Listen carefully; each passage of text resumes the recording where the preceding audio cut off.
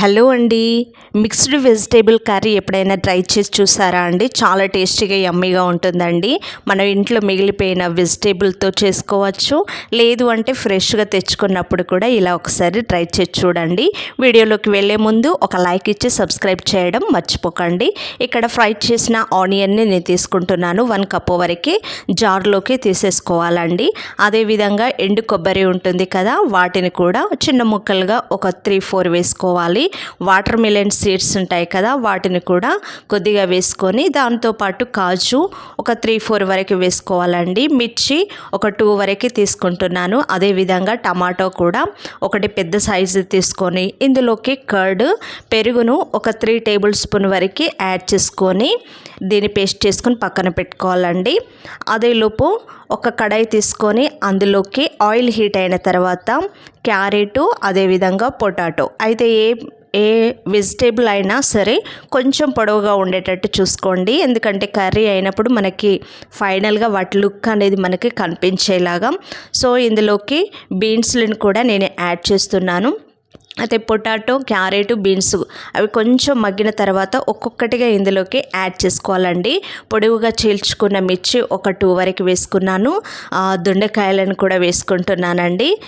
పర్టికులర్గా ఇవన్నీ వేయాలని కాదు, 3-4 వెజిటేబుల్స్ ఉన్నా కూడా సరిపోతుందండి. అదేవిధంగా క్యాప్సికమ్ కూడా కొన్ని వేస్తున్నాను. దాంతోపాటుగా వంకాయ ఉంటాయి కదా, బ్రింజల్ కూడా వేసుకోవాలి. కొన్ని చిక్కుడుకాయలు, వీటినన్నిటిని వేసుకొని ఆయిల్లో కలిపేసుకొని ఇందులోకి మనకి ఈజీగా మగ్గిపోవడానికి సాల్ట్ని కూడా యాడ్ చేసుకోవాలండి. ఇక్కడ నేను ఒక 1.5 స్పూన్ వరకు వేసుకొని మగ్గించేసుకుంటున్నాను. ఈ విధంగా మగ్గిన తర్వాత ఫైనల్గా ఇందులోకి టమాటాలను కూడా యాడ్ చేసుకోవాలి. పెద్ద సైజు ఒకటి మట్టుకు నేను తీసుకున్నానండి.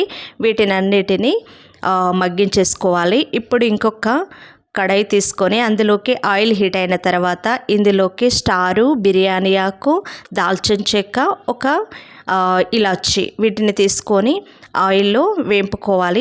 పొడవుగా చీల్చుకున్న మిర్చి ఒక 2, దాంతోపాటు కరివేపాకు కొద్దిగా వేసుకొని జీలకర్ర ఒక 1 టేబుల్ స్పూను, పసుపు 1 టేబుల్ స్పూను, అదేవిధంగా అల్లం కూడా 1 టేబుల్ స్పూన్ వరకు వేసుకొని పచ్చి వాసన పోయేంత వరకు కలుపుకోవాలి. ఈ విధంగా కలుపుకున్న తర్వాత ఇందులోకి కారాన్ని యాడ్ చేసుకుందామండి.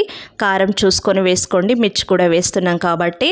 కారం 1.5 స్పూన్ వేసాను. అదేవిధంగా ధనియా పౌడరు 1/2 టేబుల్ స్పూను, దాంతోపాటు జీలకర్ర పౌడరు 1/2 టేబుల్ స్పూను, సాల్ట్ ఒక 1/2 టేబుల్ స్పూన్ వరకు వేసుకొని ఈ విధంగా మసాలాలన్నీ కలుపుకున్న తర్వాత ముందుగా మనము గ్రైండ్ చేసుకున్న ఈ పేస్ట్ను కూడా ఇందులోకి యాడ్ చేయాలి. కాసేపు ఒక 2 మినిట్స్ వరకు పచ్చివాసన పోయేంత వరకు కలుపుకొని ఇంకొక 3-4 మినిట్స్ వరకు ఈ విధంగా ఆయిల్ పైకి తేలేంత వరకు మనము దీన్ని మగ్గించేసుకోవాలి. ఇప్పుడు మనము ముందుగా ఉడికించేసుకున్న వెజిటేబుల్స్ అన్నీ ఉన్నాయి కదా, వాటినన్నిటిని ఇందులోకి యాడ్ చేసేసుకోవాలండి. అయితే సపరేట్గా కుక్ చేసుకోవడం వల్ల మనకి ఆయిల్తో కొంచెం మంచి ఫ్లేవర్ ఉంటుందండి. అన్నీ కలిపి చేస్తే బాగుండదు. సో సపరేట్గా వాటిని ఉడికించేసుకున్నామంటే బాగుంటుంది.